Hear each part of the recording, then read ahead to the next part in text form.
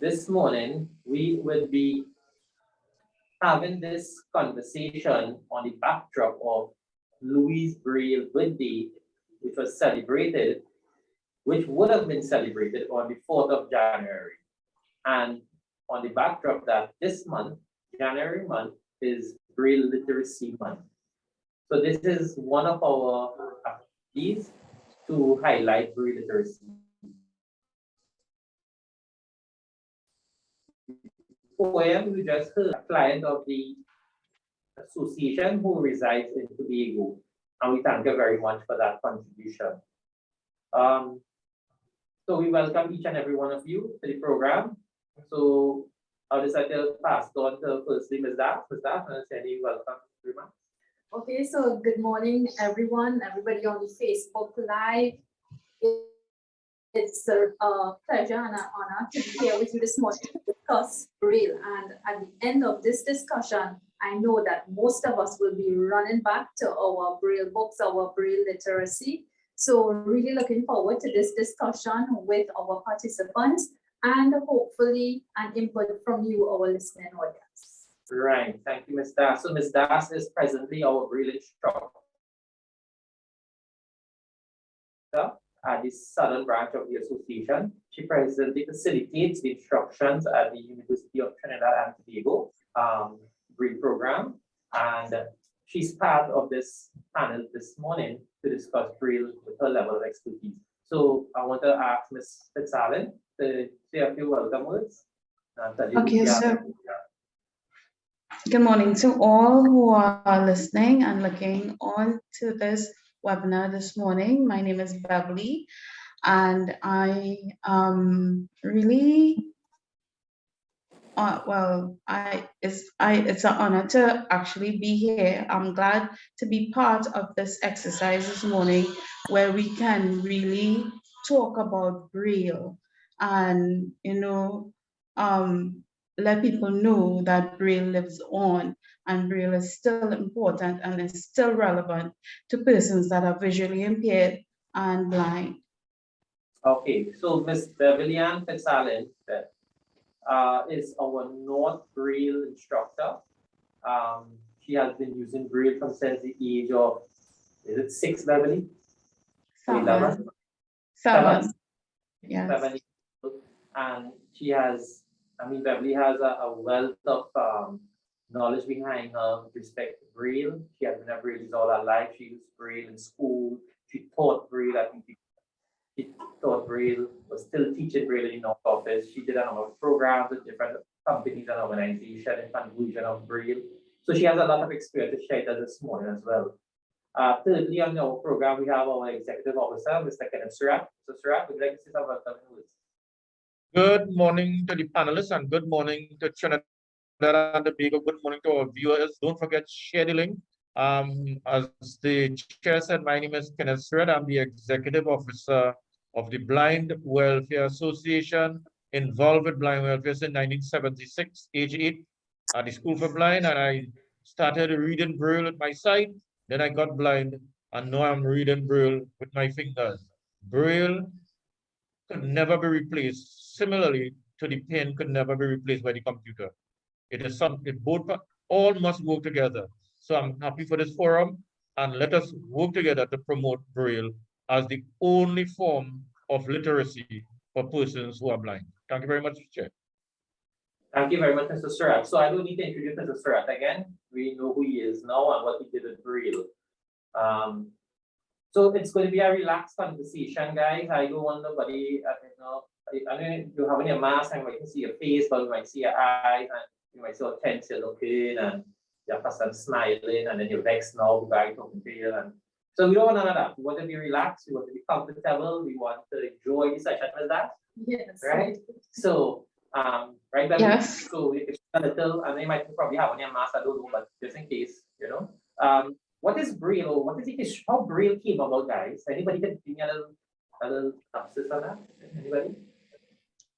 Well, Larry, Yeah. Mr. Sipasad, as Patricia, this is Beverly, as Patricia so rightly put it in a poetry, Braille all began with Louis Braille, who was the person who came about with the system of the 6 dots and the different combination of those dots that can give us letters, numbers, punctuation marks, words. He came up with the whole system of Braille, and he came up with that because it was very hard, it was very consuming, time consuming in reading raised print, because in those days when he lived, they had to read raised print. Okay, so is there anything you want to add, Ms. Das? So anybody- Yes, yeah. yes. So, let us go back to where Louis Braille was born. He was born, as we all know, and we heard, on the 4th of January, 1809, in a village in France. Mhm. And as a small boy growing up, he was born with good sight. So he was playing all around. And he was the 4th child. He had 2 sisters and a brother, all who were older than he was. And they lived with their parents on a 3-acre home in the countryside, where they had vineyards and so. So he really enjoyed the farmland and growing up and playing. And his father, Rene, had a workshop where he made leather stuff for horses. And one day when Louis was about 3 years old, he was playing in his father's workshop, toying with the tools. And he had in his hand an awl, A-W-L, that's how they pronounce it. They spell it A-W-L, which is a really sharp tool used for cutting leather. And he was trying to pierce some holes into a piece of leather. And that tool went into one of his eyes. And the eyes got bad. That eye got bad. An infection set in, it went into the other eye, and he eventually became blind. Now, Louis didn't realize that he was blind at the age of 5. He kept asking his parents, but why is the place always so dark? And it's then he realized that he couldn't see. So it all began, at that tender age when he lost his sight, where Right. he started, yeah? So we had where he started with losing his sight, and then we had what Beverly explained in terms of inventing the Braille code. Yes. Now, I think it's important to note, friends, that where Louis was born, it was in France, right? Yes, a village called Calvary. And in France, when Louis Braille created the alphabet, it was first introduced to him by a guy called Charles Babbage, Yes. who created something for the army, Yes. right? Yes. And it was too cumbersome and bureaucratic, let me use my words. And he decided to bring it to the Royal National Institute for the Blind to see if the blind and visually children could utilize this system. And when he did that, they found it was very cumbersome as well, and Louis decided to toy with this system and according to Beverly, he created what we now know as Braille. Yes. But what is ironic to know, friends, viewers, Braille was not accepted while Louis Braille was living. No, it He would wasn't. have created No, it was not. but 2 years, yes, it wasn't. So 2 years after his death, then they adopted this system called Braille. And it's so ironic. It's almost over 7 years now, I think it is. He would have been born, and this system has been born over 2 centuries. Yes. And I want to make this point: the history of Braille. What is Braille? Defined in Braille. Braille is not a language. Correct, guys? Well, what you Correct. could say in layman's term, Braille is actually a form. It is a form written language where it is specifically designed for blind persons to recognize characters that are raised in different patterns that can be felt with the fingertips. Right, but it is not a language. No. No, Right? it's not a language. It is a system. Yeah. Yeah, it is a system of reading and writing, like a sighted Correct, yeah, person would read and write print. All right? So, Ms. Hans, can I just give you, if you see in this guide, I don't know if you'll see it, but they will see the actual Braille dots on this paper. I'm not sure, but we have a photographic of sooner than later to show you that. So Braille is here for us to use. Braille has its relevance. It came from way back, and it's still relevant. Our discussion going forward will be how relevant Braille is. So the next person I'm going to ask to give their contribution is Father Michael Trestrel. Michael Trestrel would have attended the Martin Secondary School, and in 2004, he received an award for covering 7th in the world in sociology. Everybody in this panel knows Mr. Trestrel, Father Trestrel, and the reason I'm calling Father Trestrel is in 2019, he was ordained as a Catholic priest in the Catholic Church. And what's so significant about that? Michael is totally blind, and he used Braille to achieve where he is today. So let's hear from Michael. And as was said, my name is Father Michael Trestrel. I have been blind since age 11, so that's over 20 plus years. And I'm really happy to share with you today because when people think of me, many times they think of Android, they think of technology, they think of computers. But I'm really happy today to talk about Braille and its importance. And for me, as I thought about this, many things came to mind, and especially because I was part of the certification process here in Trinidad when we had the National Braille exam. I was the person who helped with setting the exam and marking, and it really gave me a deeper appreciation for Braille because it made me realize a few things. And one, Braille helps you to learn literacy. Listening to a book, listening to people read to you, it doesn't teach you grammar properly. It doesn't teach you punctuation, and it definitely does not teach you spelling. And so I know that, especially in my time of going to school, using Braille helped to give me that. So yes, audio is great. Yes, it is. It helps. It makes it easy to listen to and wherever. But the Braille helps me now to get spelling, and I find that in correcting the exams, what I noticed was always a struggle with the things like spelling, the things like grammar, the things like understanding construction properly, and that is where Braille comes in. And so learning Braille gives us that foundation for good literacy. And I am glad that when I lost my sight at age 11, that I learned Braille because that's how I made it through secondary school, A-levels. Primarily, it was Braille. And even though, yes, it's hard to get books sometimes, but that is changing. That's going to be rapidly changing. And so Braille is going to become more accessible. And so I want to encourage you to think about it, not just because, well, I could listen to the book, but because I need to learn literacy. And what we need more than anything else are people who can read well, who are very literate, and who can articulate themselves well. And Braille is the best medium for teaching that as compared to the technology. And I tell you that from doing both worlds, straddling both worlds many times. Another thing I think I would say is that Braille helps us to, read universal things. Many times now the pharmacy boxes have Braille on them. Many times now elevator doors may have the raised numbers, but they have Braille. And so signage and stuff sometimes for blind persons is done in Braille. And so having that knowledge helps us to be a little more independent, to navigate our world a little more, to access some of the things that we may not be able to. As well, I think reading and comprehension.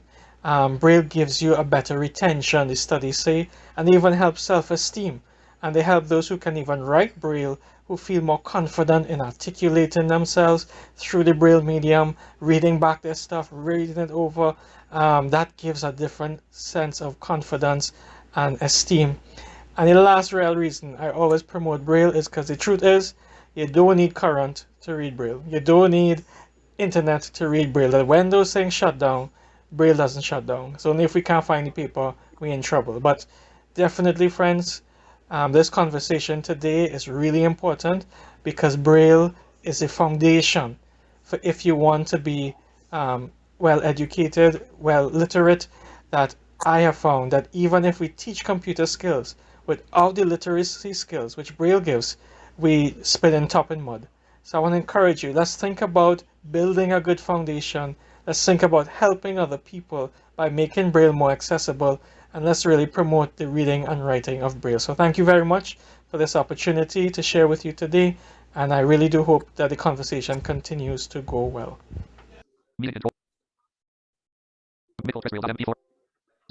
Okay, so that was Mr. Michael Trestrill. He was unable to join us live, but he sent in his audio recording to us and contribution. And at this time, who is giving us feedback. And I'm understanding that some people are having trouble getting onto the webinar, but I'm not sure why. So if persons can probably reshare the link, share it around, share the link of this webinar so persons can probably retry joining us. And people is calling me while I'm speaking here too, so I'll try to deal with everything at the same time. Sorry about that. So thank you again, Michael Trestrill. So we talked about the relevance of Braille, and Michael would have delved into it at a very basic level, I think. You know, he wanted to keep it simple. And I want to hear, you know, Beverly, what's your opinion on the relevance of Braille? Is it relevant to me? Give me your words and your views. What do you think about that? Okay, well, I wouldn't, besides basic that Mr. Trestrill, I think he gave it on a practical level for a blind person, that to understand how important Braille is, because that's what it is. It becomes something that we need and we depend and rely on, right, for our education, for literacy, as he says, spelling, which is so important, even to help us do our maths or science or languages, you know. Braille, we are unable to really excel to the limit that we really want to. Yes, technology is it, but as we realize, wise persons are using the technology to develop Braille, right? Through unique devices, they are using the technology also to enhance, where a person that is blind or visually impaired can use the two things, the technology and Braille together. So Braille is important. It's important. I remember growing up using writing to pen pals and persons who had good professions in other countries, in international countries, and they used Braille. And these people were executives and had high, really well-to-do jobs, and they use Braille. Blind persons use Braille, right? So Braille is really useful, no matter if it's a student, no matter if you're just a somebody at home, if you're a teacher, whether you're somebody at the office. The Braille is really, really useful for us as blind persons. Right. So, like I want to share, could I share on this issue?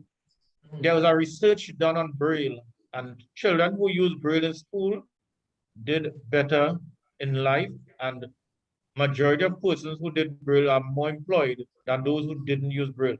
So there's a significant amount of research available to show the relevance of Braille and the level of employment, especially in the United States. And also science, it was tested through fMRI, where persons who read Braille, the visual cortex was stimulated. So Braille is so important to assist not only in literacy, and as a father spoke about the relevance of Braille in the classroom, it also really helps the individual to stimulate their mind. Thank you very much. Okay, so Ms. Das, you wanted to say something? Yeah, so I wanted to add something as well. You know, when you talk about Braille and Braille literacy, yes, the topic is Braille and the relevance of Braille. But another thing is that, you know, Braille literacy is not something where one size fits all. So sometimes you may have a person who doesn't have sight and they have maybe some other sort of physical disability as well, and their hands not stable to stay on the paper to read the Braille, and maybe another form may be more accessible to them. But when you look at somebody who may have hearing loss and who is also visually impaired, Right. Braille will be the ideal format for them. So hence, going forth, when you're looking at Braille reading, you will also, you know, everybody touched on the grammar gap, and I want to enforce that and reinforce that. Where we have Alexa and audiobooks reading back text to us, it does not distinguish where punctuation is, where spelling is in a sentence, you know, where words are made possessive with the apostrophe S. So you need your Braille to feel it, to touch it, to read it. And yes, read it with your fingertips. With Braille helps with your reading, your spelling, your comprehension, as we all said. And it lays the foundation. So that is very important. Another important point, Braille is evolving. It's the same way we have the talk with technology. We have all the ebooks and, you know, all the accessible speech with all the mechanisms and gadgets that come now. It's the same way. Braille is also evolving. We have Orbit Reader, we have all these Braille displays. So Ms. Das, we will get into those displays and devices in a moment. So we're dealing with how at this point, we're dealing with how we perceive Braille to be relevant in the lives of persons who blind and visually impaired. Yes. Now, I want to make this point. Many years ago, I heard it from, I think it was Errol Fabian. He was on TV in an advertisement for Alta. And he said, we must first learn to read before we can read to learn. Now, I'm not a bright fellow, and everybody know that, and you know, I'm proud of that. So, if it's the first time I hear it, you know what I mean, that's when I heard it. And at times that's kind of going against some people. See, really told us talk to me to it. Listening to Alexa, I to appreciate that. But anyhow, so if we have to learn to read before we can read to learn, and we talk about literacy, there's this concern, and I need to put this in the conversation. Imagine you have a child, is 3 years old, child is blind. The child now learning to count, form concepts of what is counted. And now trying to understand, they trying to spell the word 3, the number 3. And you tell them about 6 dots. And you tell them about a Braille cell. And we'll share the Braille symbols at this stage so the viewers will see what is the 6 dots I'm speaking about. So while I'm speaking, they will share that symbol there. And you have this 3-year-old child who's supposed to be preschool, 4 years old, going into preschool, who's getting ready to start being 5 and be registered in the primary school system, having to learn what is Braille and these dots. And that concept of little child, you know, there's so much we expect from a child. They have to know how to count. They have to understand formation and counting. To understand the formation of a Braille cell, I think it's up there now. Is it?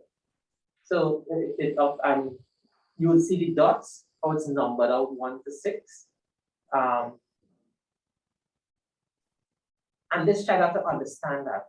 Apart from understanding what is a A in Braille and what is a B and a C and a D, they don't have to use that knowledge of understanding that to learn to read, to form words. And you understand the problem I'm talking about, Mr. Das and Beverly? So Yeah, so actually, Larry, Yeah. for a child that age, you wouldn't really introduce the 6 dots to them. You go to their level and because children don't have that attention span to understand 6 dots and positioning of dots and stuff. So you start, simple. A, because that's what we learn in school, even sighted children, right? A for Right. apple.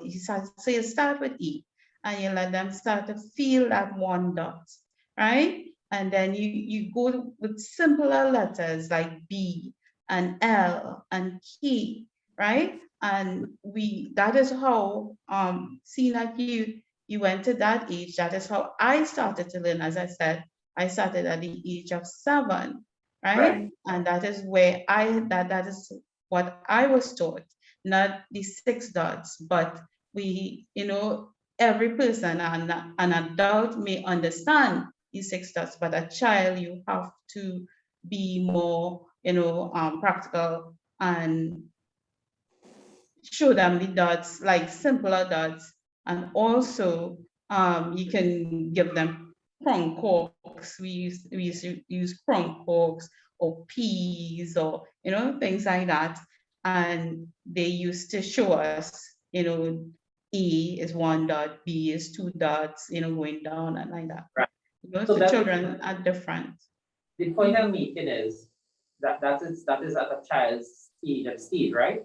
Barbara, want to say something? I was going to say around the same thing what she said. You start with the simple letters as well, Right. because when you have a child who is sighted, you don't tell them, don't learn see, stay here, and then the phonics is the same thing you do with a child who is visually impaired. You don't be, put them at a disadvantage just because they're visually impaired. So Ken, Mr. Surali, the point I was making here is there is a disparity in the way Braille is taught for a child, and then you link it up to the way we teach phonics in the school system. Because they may be teaching phonics in different letters, Ms. Das, but we teach in Braille in different letters. So that is where the conversation will continue at some later stage, Mr. Surat, with bringing together the educators, the Braille instructors, and formalizing a proper method for teaching literacy, Braille literacy to children. That's so, Mr. Surat? Yes. Right. So I just want to make that point about a child, but nevertheless, Billy used the example when she was 7, she learned Braille, not 5, as I was talking about, right? Yeah. A number of the children I know, they would have learned Braille at an older age, not at 5. All right. So the issue we're looking at is if we have to make Braille relevant, and we know we just heard all the good reasons why we should have Braille relevant. We need to realize that. I want to suggest to make Braille relevant, one, the portability, which we almost there, and the World Blind Union working feverishly to bring down the cost for devices to make Braille portable. Also, as Father said, there are a lot of medication boxes coming with Braille. We need to encourage that as much as possible. We need to also get Braille signs. We need to go on our serious Braille signage throughout Trinidad and Tobago, and we must start with blind welfare. Let us start putting Braille signs all about the place. It's important that we start at that level. And I remember a story about a parent in the United States. Children will go to the grocery and pick up items that they like. But her son was blind and he couldn't take things that he liked in the grocery. So she met with the owners of the grocery and they started putting Braille on the items that he liked. So while they're going through the lane, he will fill the boxes and put it in the trolley. And Right. that impacted, she got other people. So we need to make Braille relevant, have it all over the place. I agree. And Ken, do you know, or you should know, we at the welfare department, what we have done is started to produce Braille words for little children to stick on their table, home, their doors, their chairs, their bed. So although they may not understand or know what that means yet, but constantly touching and feeling is like sighted words. A child who is sighted and small, see this word all the time, he doesn't put all the time, but as they start to learn what Beverly was explaining there, the different letters, and they start to use the phonics and bring it together, when they go back and feel that word, then they can pronounce it and realize, hey, that's chair or that's table. So we do something very similar for our children who are at that level and learning Braille. So whenever they touch in the house, they touch television, they're touching the radio, a bicycle, a seat. You know, we ask the parents to produce those lists for us. We produce those labels, and then they go and they stick it on to where the child will touch. So we try that in our own way here at the association, kind of really well, the department. And you know, I just want to remind viewers and persons who are listening to this first of its kind webinar, feel free to contact the Trinidad and Tobago Blind Welfare Association for any service for your child or adult who's blind or visually impaired. You know, our WhatsApp number. Also, like I want to add that every sighted person, we should encourage them to come to Blind Welfare and learn grade 1 Braille and punctuation. At least learn grade 1 Braille and punctuation. So we need to get everybody reading Braille. And it is an excellent hobby because learning new things prevent you from suffering from Alzheimer's and all kind of craziness. Learn new things. And somewhere along the road, it will contribute to your personal development. Just like when people go and learn sign language, come to the Blind Welfare and learn minimum grade 1 Braille and the punctuation marks. Right. And you can contact us through our WhatsApp number 395-3086 or email the association at TTBWA1914@gmail.com. If we have teachers viewing, we have parents viewing, we have stakeholders viewing, we have other visually impaired persons who are viewing and not aware of us, feel free to contact us through those two means, which is the email address at TTBWA1914 or WhatsApp us at 395-3086. So, is there a difference between tactile and Braille? Yes. Is that? Yes, there is a difference between tactile and the Braille. When we talk about tactile, we talk about tactile in terms of like objects, say thermoformed objects, or like on maps you may see raised lines or dots. That is actually tactile. Tactile is totally different from Braille. So in my hand here, I have, this is a map of Port of Spain, and this is a tactile map. So someone who does not know Braille could read this map because the buildings are distinguished with the blocks. Where the road is, there is a thin line. So, you know, you explain it to the individual and they can go forward reading this map. Some of the other things which we may use, you know, as tactile, in terms of like labeling up your microwave. Some persons use numbers and label up the Braille microwave. But I'll give you a similar example, like my microwave at home. I have some tactile dots on my microwave. So the dots are actually styrofoamed dots, which are raised dots, and I stuck them. Well, I got my son to stick them on like the number 1, start, stop. Those are the numbers and keys that I will be using on my microwave. So I just go and I feel for it, I know the position of it, and I press it. So I don't have Braille on my microwave. And then there is another thing. It is called a dot line, which I would describe it similarly to like silicone. It comes in a tube and you get it in 2 different colors. It's actually black and orange. And this is something you use. You could do small designs with, or put a line, like if you want to label up your stove or like the washing machine, you know, a surface that you're always going to be wiping or washing on, and you don't want it to come off. So you take your dot line and you put maybe little dots, or you draw a line on it where on stove where high, medium, low is. You put the dots and you leave it to dry. It has to dry for about 24 hours. So this is a more solid form of identification. It doesn't wipe off or rub off like that. So in other words, we look at tactile and how it's relevant in our world of persons who are blind or visually impaired. So Belle, I mean, I don't need to call you out on this one, but I remember the days, say from 7 years old, you would have done Braille. You recall how they used to do diagrams in those days, Beverly? Yes, at the School for Blind, they had a machine where they would use wool to draw they would draw the diagram and then line it with wool and put it on the machine. I can't really remember it, where there's a thermoform special machine. paper So called thermoform machine. thermoform Yeah. paper, which would print out the diagram that was drawn out and lined with wool. And then we used to get it, and that used to be really fun for us because we had the opportunity of coloring. Imagine we used to take like crayons and color within the lines and stuff like that, as children. And that you is know, how. I don't think I interject, but you made an excellent point there. People believe because we are blind, we shouldn't know how to color. Mhm. Exactly. Concepts of color and how it matches each other.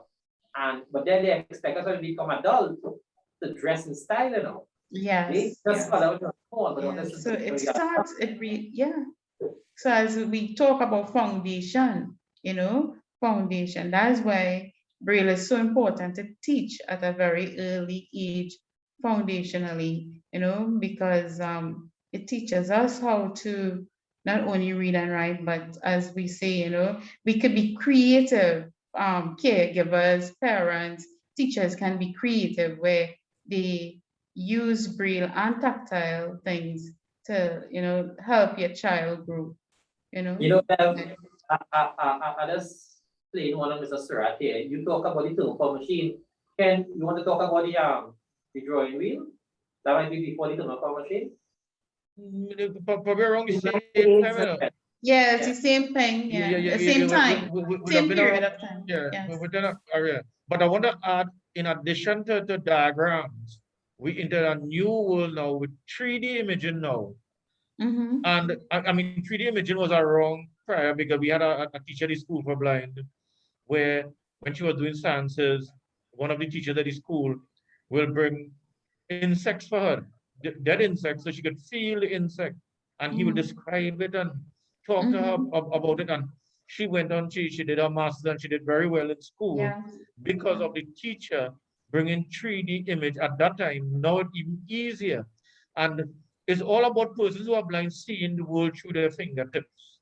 So we suggest like in the zoo or any, if you're gonna have miniature animals. So when you're talking about lion, you could go to probably on the cage and press a button and hear the lion roar. You could feel the lion. So it's not only about 2D, about 3D imaging and bringing, say for instance, a lot of persons who are blind went to mosque or they might go to a temple or a church, but nobody know how the building feel, what it is, what kind of building am I in? So if you have a 3D image of the building, the person who is blind could create that. And then again, because of Braille, the visual cortex stimulated, that person who is blind could reconstruct that image in their head. So we want to encourage Braille to get out tactile learning because remember what you touch, you interpret, you reconstruct in your head. So let us promote Braille, 2D printing, and 3D imaging.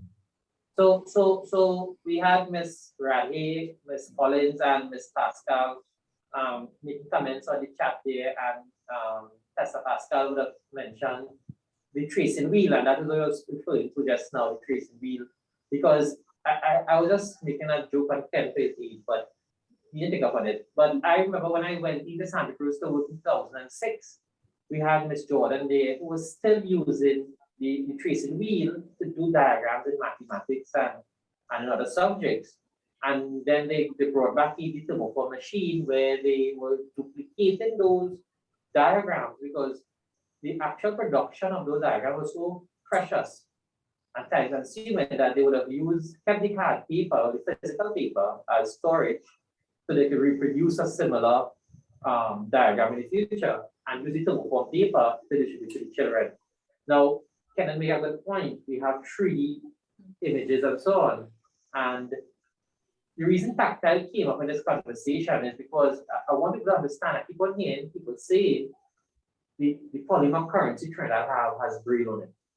That's not true. That is not Braille on the currency. Tactile image. That's some image in a tactile form to assist the blind.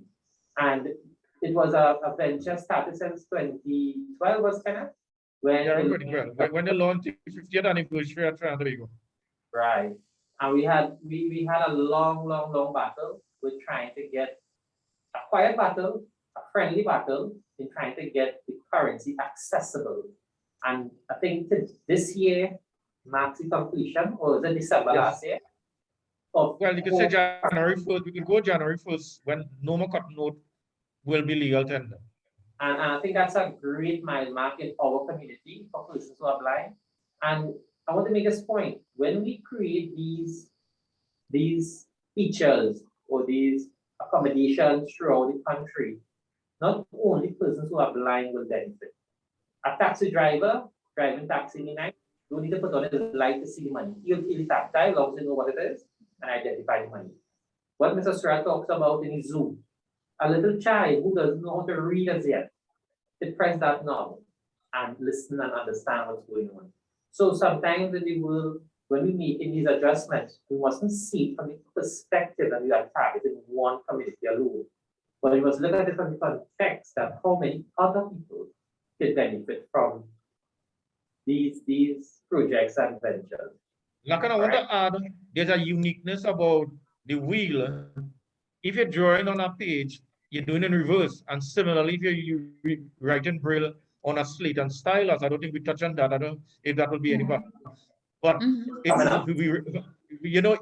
is amazing how you have to reconstruct in your brain the reverse. So when it turn over the page, you get the correct how you want it. Similarly, if you write Braille on a slate and stylus, you write from right to left. So it is amazing how you have different skills that you learn and how you exercise your brain. And exercising your brain will lead to good, healthy mental lifestyle. And that's a good point that Mr. Surratt brought up about the slate and stylus, because that is what we, as blind persons, we start off learning. Sometimes we were taught we should learn slate and stylus first before we actually go on to the Braille. I agree that, yes. Yeah. And besides that, I writing backwards and turning over the paper, we as blind persons in reading novels and books, we had to read interpoint Braille, where the Braille used to be on two sides of the sheaf, right? The sheet, the paper, right?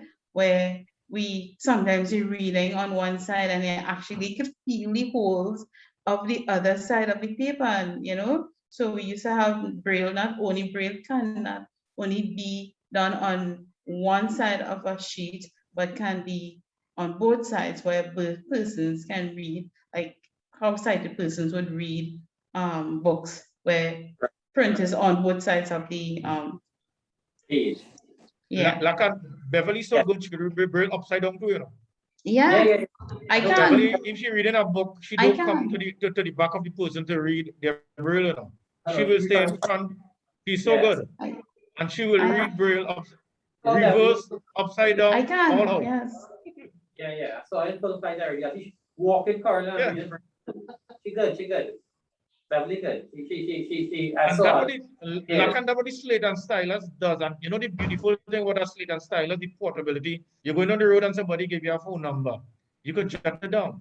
Whenever I travel, I make sure I put my information in Braille. I say, see this phone? This technology could crash. Not me and that. I put in which hotel I'm going, what number to call, important numbers. I put in that in Braille partner and put in that in my traveling bag. But you know what is the nice thing about the slate and stylus? For some of us who have a little bit of vision, slate and stylus comes in such beautiful bright colors now. You get purple, red, orange, green. It's really attractive now. But what other devices for the public here that we use in the classroom to start? Well, we have the Perkins Braille machine, the original Perkins Braille machine that we use. And we also have the smart Braille machine, which makes it easier in the classroom for the sighted teacher to communicate with the blind student. How is that? So what that does, there is a screen on the Braille machine, and as the student is brailing on a sheet of paper in the back, it shows up in print on the screen. So whether the student is Braille in grade 1 Braille or grade 2 Braille, it shows up on print. So the teacher can tell what the student is Braille. Okay. And so we're trying to say that the education to buy some of those for the Oh, children. yes, Yeah. definitely, definitely, yes. Any other devices you want to talk about, Beverly, that we might be using in Braille that you know of? Well, I I just recently learned about the Orbit reader, and I mean it may be a little advanced, but in terms of modifying Braille, and I know you all will talk about UEB Braille and stuff like that. The Orbit reader is a really good device that persons can use personally. You can have that as your personal Braille at home, if you want to call it that. But it's a modified device, and you can use personally with your stylus. You can use a stylus, as Mr. Sura said, you go about anywhere with your stylus. And I know one of my clients that still does that. He loves his slate and stylus. And well, the Orbit reader is just as good. I think learning about the Orbit reader, I think all persons, not only teachers or persons who are going to school, but all persons that are blind or visually impaired can get the opportunity to use, learn this device, the Orbit reader. It's really useful, it's really good for personal use. So that All is right. they call it a refreshable Braille display that gives you Braille the portability of Braille. So So Ken, the Orbit is one brand, but we have several brands on the market. Just like our screen readers, we have different brand of screen readers, and everybody had their own preference. So I'm happy in the community of persons blind, we also have choices. So let me just expand a little bit on the Orbit reader. In terms of how it is used, you can load up, it comes with an SD card for memory storage. So you could load up your books on it, similar like a Kindle. So like your 50 or 56 copies of Harry Potter, you don't have to walk around with all those books. You just load them up on the SD card, and you go to your coffee shop, you go to your restaurant, and you pull up your books and read on your Braille display, as well as how we use it in the classroom here with online teaching. Once you have a computer accessible to you, there is PerkyDoc that we use. The student can download PerkyDoc on their computer, which is a Braille emulator. So your computer, keyboard on your computer is now converted to the 6 dots of your Braille machine, and you do your Braille and you email that file, which is saved in a BRF format. You email it to your instructor or your teacher. We receive it as an email. We copy it over or download it up and load it up onto the SD card, and we read it on the Orbit, so we know exactly what you did. If you did your Braille correctly, you did your lesson, stuff like that. and it's important to note, viewers, that this concept is what we are using at the University of Trinidad and Tobago to teach Braille to the student teachers. Like But I think, yeah, also with Braille, sometimes you have phone talking on people mind in your business, listening where you're Braille give you that level of privacy back. If you could afford it and have a Braille display and you pay it with your phone, nobody will mind your business at all. Because you alone reading, you alone inputting, you alone getting output. So it's an excellent way for some privacy. We will have a big discussion on IT at another webinar session, and we'll delve into that further. Beverly, you're making a point? well, actually, he kind of take my thought out of my brain, but the Orbit reader, as he said, is that he made a perfect point. It's privacy, the Orbit reader, besides it being as I said, for personal use. You could do your own grocery list and put it, you could do your own letters and file it for yourself. And it's not only for educational, it's a you can use it for your own personal use, and as he said, privacy, so no, you have your So- Orbit reader and you have your private stuff there on your Orbit reader, and nobody else, can know what you want. Somebody could go into your computer, yes, Right. and hack into your stuff, but Orbit reader, unless they know Braille No Braille, on, you don't know what to do. But then both you and Kenneth talking about, or is it talking Braille in school? Well, I will Yeah. not, yeah, we Braille didn't want code, we didn't want the house Braille them code, to do yes. business. So you're talking Yeah. Braille. You want to tell a Yeah. girl you love, she said dot 5B. Yes, true. So they had their own concept. Now, guys, Yes. there is this revamping or redesigning of the code, the Braille code, and Beverly touched on it a little earlier, called the Universal English Braille Code, UEB.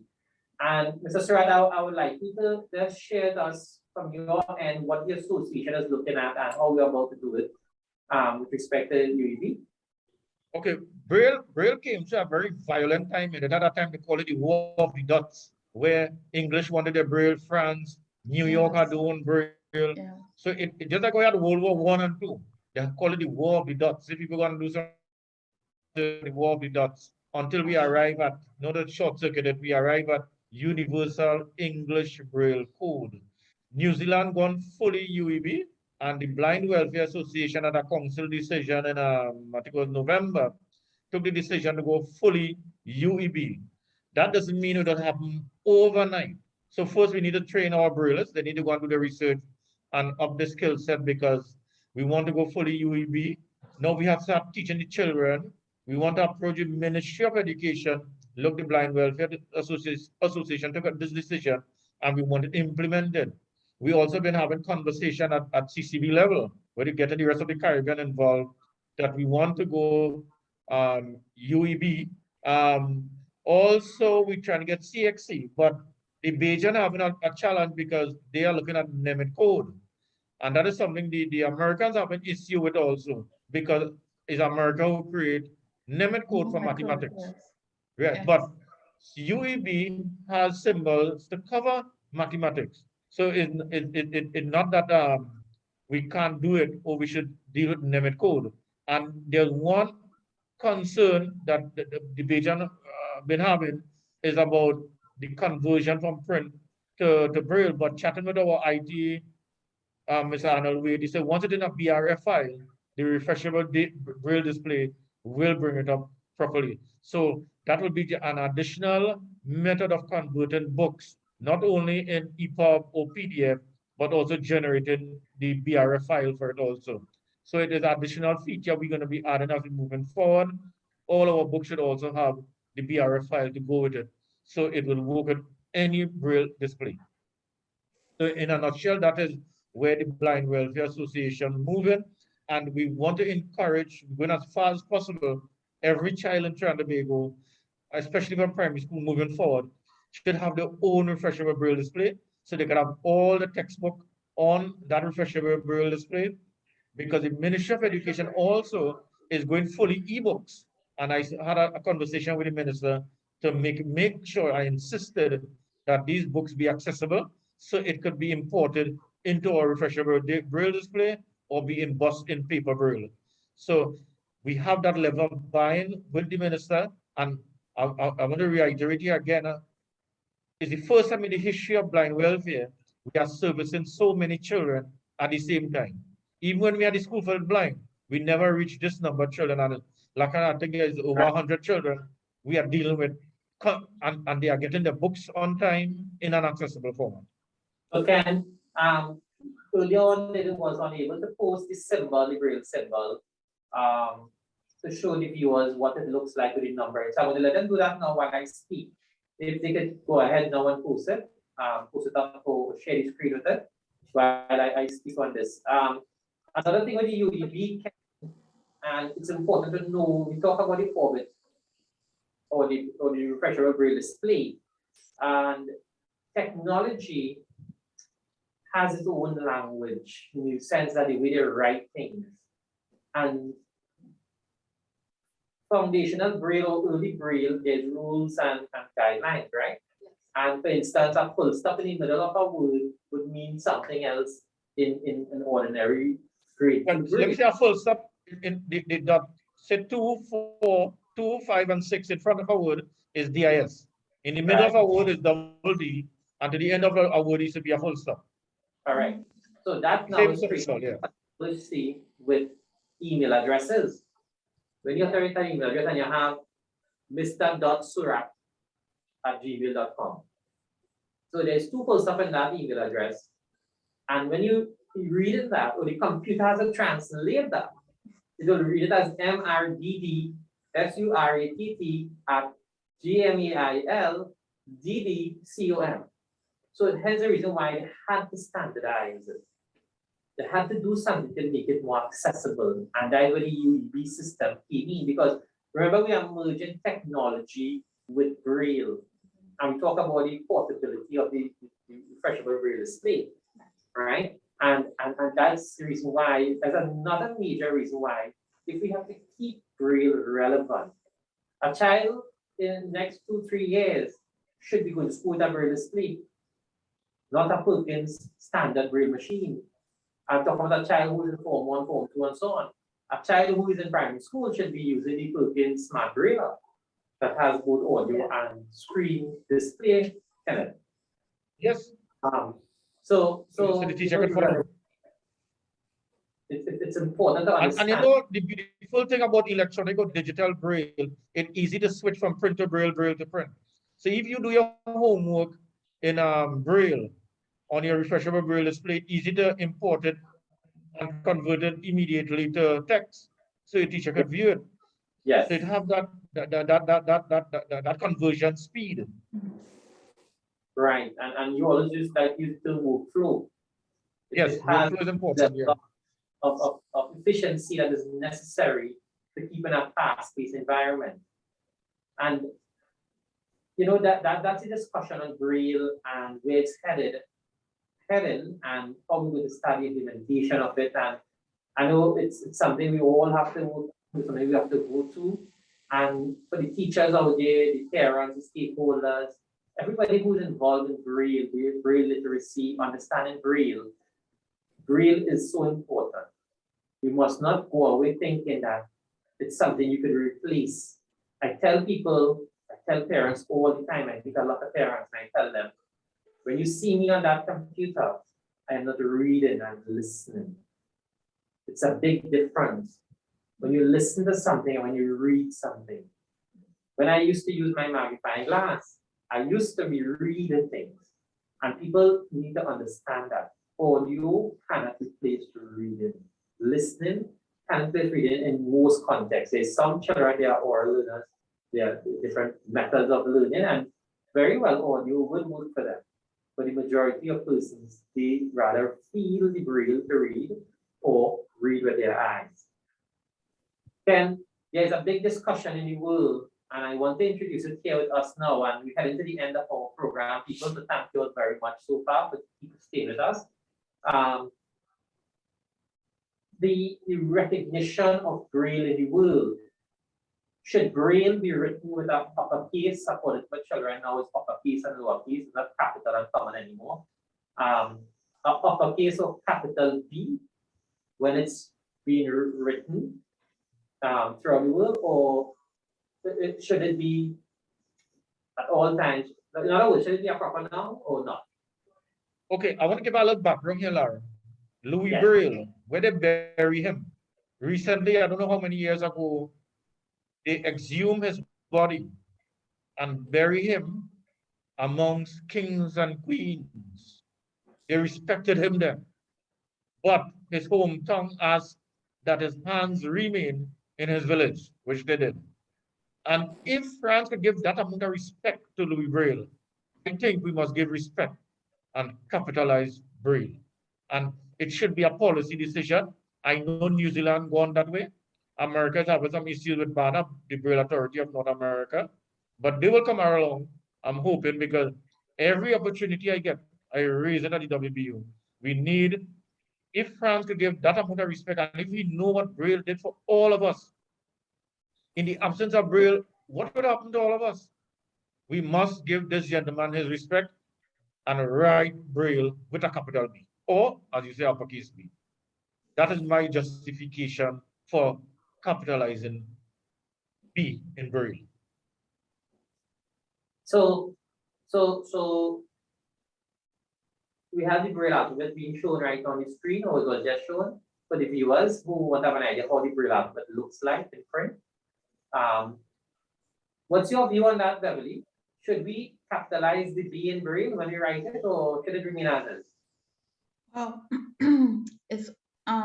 it's only yesterday that I really found out about this, where they talking Will around is talking about capitalizing B in Braille. And actually at first I was thinking, well, grammatically, that's my first thought. You don't really need to use it capital B all the time, because grammatically sometimes in sentences, you don't really need, because you might use it as a you may use it as a noun, yes, you may not use it as a noun, but actually thinking about it, Louis Braille was a visionary. He was a real true visionary, and I'm sure he had a lot of sleepless nights, coming up with the system of the 6 dots, because as you said in the beginning, it had a lot of dots when the soldier came and spoke to them about the Morse code or whatever he used to use for his soldiers. And Right. Louis Braille, I think if that's how it's going, because I mean UEB, and they want to modify Braille and everything, why not? But not only giving him respect, because I think he was a true visionary, and I think even if he was living in our times, yeah, he would have done.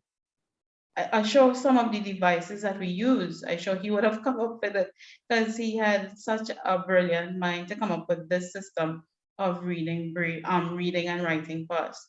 So yeah, give kudos where kudos should be. Right. So yeah. So your view on that? Well, I agree with the panel, and I think, Mr. Surratt, maybe you might be able to help me remember this quote that Helen Keller said, that we as blind people owe to Louis Braille what Gutenberg did for the sighted persons with the printed press. Okay, that was a quote that she would have. Yes. Yeah. Mhm. Yes. So, a recognition and kudos to Louis Braille. I would definitely go that way. So I think recognition of Braille with a case B. And respect. Sorry? And respect, man. We must respect him.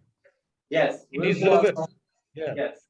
In sharing the relevance, in showing the respect of what Mr. Surratt there, in showing our gratitude for a system that has That is a been yes. for over 200 years and has been used to educate, to facilitate, to allow persons to function in their workplace, to earn a livelihood. Because without that system, what we had before that was very cumbersome. We didn't mention it, but it was really more like tactile, it was a moon system, printed words. It was not portable, it was so much unusable. Larry, you know the size of a book in those days, it was like a suitcase. Yeah, because if you try to put print in a raised format, then it's difficult. I mean, we talk about Braille being cumbersome, but in comparison to what they had before, Yeah. it's not, So in light of that, I want to close today's session by saying we support the implementation of the UEB code, Universal English Braille Code. We support the recognition and gratitude and acknowledging the terminology Braille by making it a proper now, capitalizing the B whenever we use it. It may be a policy decision that the association may have to take on that. and then share it with the rest of the country. We look forward to the continuation of the use of Braille in the school system, and we need more and more persons to come on board to learn, as Mr. Surratt said earlier on, at least grade 1 with punctuation, so that children can still function, teachers can still understand it and teach it, and show children how to do it. And Braille is here to stay. Definitely. You know, it's not going anywhere. So just any final closing remarks before we end, starting with Beverly.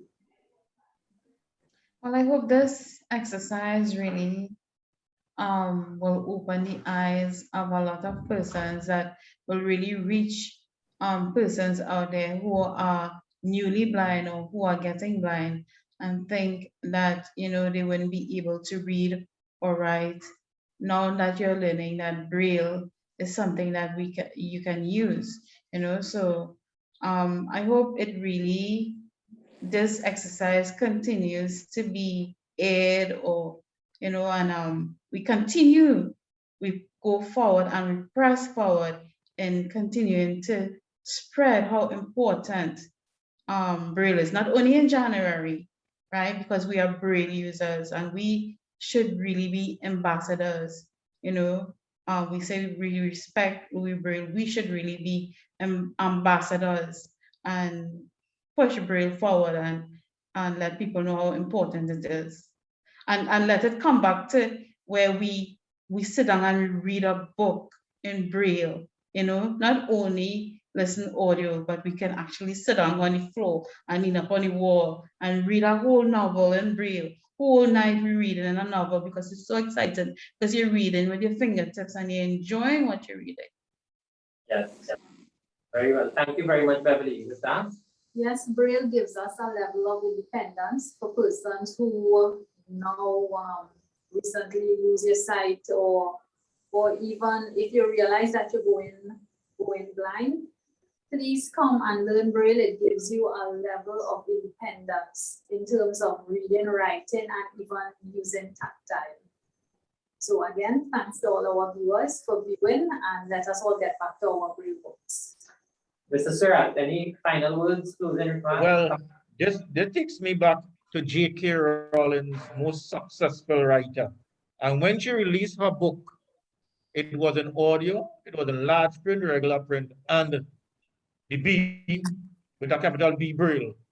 And I'm calling on all writers, all authors, when you're releasing your books, make sure it's accessible. And I want to say thank you very much to Mr. Louis Braille for giving us this system of reading and writing. And the best way we could give him thanks is to promote it, encourage it, and not only get persons who are blind to read Braille, but get even sighted people to learn Braille.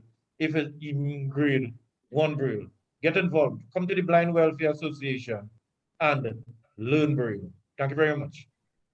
So thank you all very much to the panelists who was here this morning with us for just over 1 hour, discussing Braille, the relevance of Braille in today's society, in our context.